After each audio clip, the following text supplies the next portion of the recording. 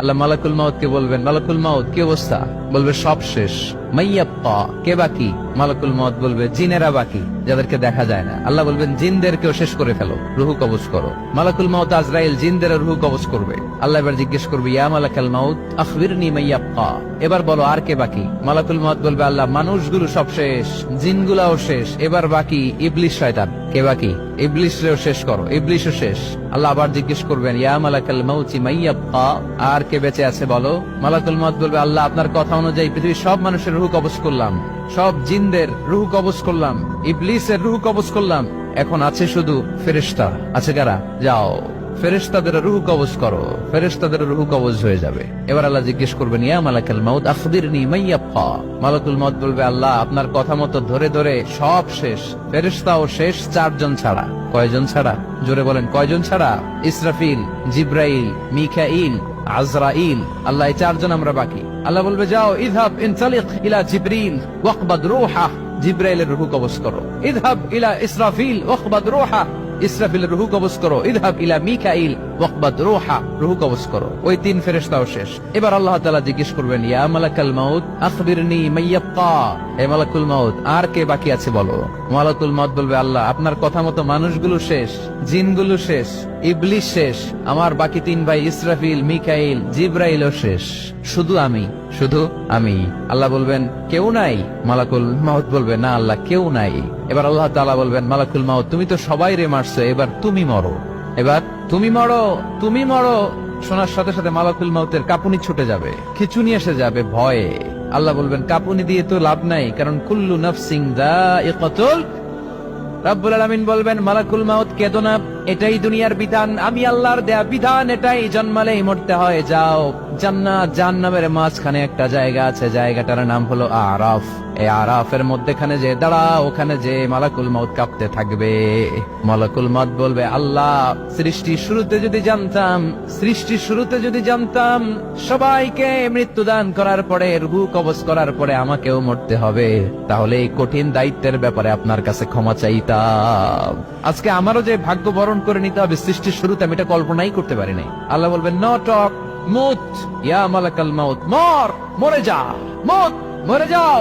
বলার সাথে সাথে মালাকুল মাউত এক বিকট চিৎকার হাঁকিয়ে মরে যাবে। মালাকুল মাউতের চিৎকারটা সেদিন এত ভয়ঙ্কর হবে, বিষ্ণু ইসা ইসলাম বলেন, ওই চিৎকারের আওয়াজ যদি পৃথিবীর মানুষেরা কান দিয়ে শুনতে পেত, তাহলে কিয়ামত সংগঠিত হওয়ার জন্য আলাদা করে ইসরাফিলের সিঙ্গার প্রয়োজন হতো না। ওই চিৎকারের আওয়াজে প্রতিটা মানুষ কানের পর্দা ফেটে ওই জায়গায় লাশ হয়ে পড়ে যেত। এবার ডানে বায়ে সামনে পেছনে উপরে নিচে কেউ নাই, একজন ছাড়া। জোরে বলতে হবে, তিনি কে? আল্লাহ তখন পৃথিবীকে একটা ডাক দিবেন, বলবেন, ইয়া দুনিয়া আইনা আনহারুকি, এই পৃথিবী তোর নদীগুলো কোথায়? ইয়া দুনিয়া আইনা আশজারুকি, এই পৃথিবী তোর গাছগুলো কোথায়? বটতলা। ইয়া দুনিয়া আইনাল জিবাল, তোর বড় বড় মাউন্ট এভারেস্ট পাহাড়, আলাস্কা পর্বতমালা, আলপস পর্বতমালা, এগুলো কোথায়? তুর পাহাড় আজকে কোথায়? ইয়া দুনিয়া আইনাল মুলুক, রাজা বাদশারা কোথায়, যারা ক্ষমতার দাপটে পা জমিনে ফেলতে চাইতো না? আইনাল জাবাবেরা, অত্যাচারী শরীর শাসকগুলো আজকে কোথায়? কোথায় আজকে? কোন আওয়াজ নাই। আল্লাহ তখন হুঙ্কার দিয়ে বলবেন, লিমানিল মুলকুল ইয়াউম, who belongs the kingdom today. Allah চিৎকার দিয়ে বলবেন, আজকে ক্ষমতা কার? আওয়াজ করে বলেন, সেদিন ক্ষমতা কার? আল্লাহ সেদিন প্রশ্ন করে নিজেই নিজের প্রশ্নের উত্তর দিবেন, লিমানিল মুলকুল ইয়াউমা লিল্লাহিল ওয়াহিদিল কাহ্হার। সেদিন ক্ষমতা দুনিয়ার কোন রাজার নাই, কোন বাদশার নাই, কোন স্বৈর শাসকের নাই, কোন সুলতানের নাই, কারো নাই। সেদিন ক্ষমতা চলবে একজনের, তিনি কে? তার নাম হচ্ছে রহমান। তার নাম কি? আরো জোরে বলেন, কি নাম? এজন্য রহমান কারে বলে আজকে চিনতে পারছেন? তার দয়ার শেষ আছে? তার ক্ষমতার কোন কুল কিনারা আছে? তার ধন ভান্ডারে কোনো কমতি আছে? এজন্য লা বিশাইইন মিন নিআমিকা রাব্বানা নুকাযযিবু ফালাকাল হামদ, we don't deny any of your mercy and blessings, all praises to you। আল্লাহ তোমার কোন নিয়ামতকে আমরা অস্বীকার করি না। আল্লাহ প্রথমে ধমক দিয়ে বলছেন, এই মানব জাতি আর জিন জাতি, আমার কোন নিয়ামতকে অস্বীকার করবি? আমরা বলি কোনটাই অস্বীকার করি না। সকল প্রশংসার মালিক একজন, তিনি কে? ইমাম বাইহাকি বলেন, আল্লাহর হাবিব সাল্লাল্লাহু আলাইহি ওয়াসাল্লাম ইরশাদ করেছেন, ইন্না লিকুল্লি শাইইন আরুস ওয়া আরুসুল কুরআনি সূরাতু আর-রাহমান। আলেম ওলামারা বলেন তো আরুস মানে কি? মাশাআল্লাহ, নববধূ। আরুস মানি নতুন বউ, আরুস মানি নতুন বউ, নববধূ। আল্লাহর হাবিব বললেন, লিকুল্লি শাইইন আরুস, সবার একটা করে নববধূ হয়। আর কোরআনের নববধূর নাম সূরা আর-রাহমান।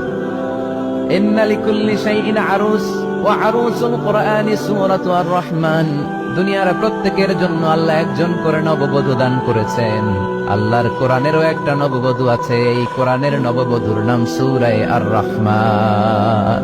কোরআনের নববধূ, কোরআনের নতুন বউ, কোরআনের নতুন বউ। কেন আল্লাহ এত সূরা থাকতে 114টা সূরা থাকতে আর রহমানকে কোরআনের নববধূ বললেন? এর কারণ নববধূ যেমনি বাসর রাতে হাতে পায়ে আলতা মেখে, বেনারসি শাড়ি পরে, জুয়েলারি অর্নামেন্টস পরে, পার্লারিং করে, মেকআপ করে হাজবেন্ডের জন্য নিজেকে উজাড় করে সাজায়, ঠিক তেমনি আল্লাহ তাআলা এই দুনিয়াতে আমাদেরকে কি নেয়ামত দিয়েছেন আর আখিরাতে কি কি নেয়ামত দিবেন, এই বর্ণনা দিয়ে এই সূরাটাকে আল্লাহ উজাড় করে সাজিয়ে দিয়েছেন। এজন্য এই সূরার নাম হচ্ছে আরুস আল কোরআন। কোরআনের নববধূ, সবকিছুর নববধূ আছে। আর কোরআনের নববধূর নাম সবাই বলেন আর রহমান।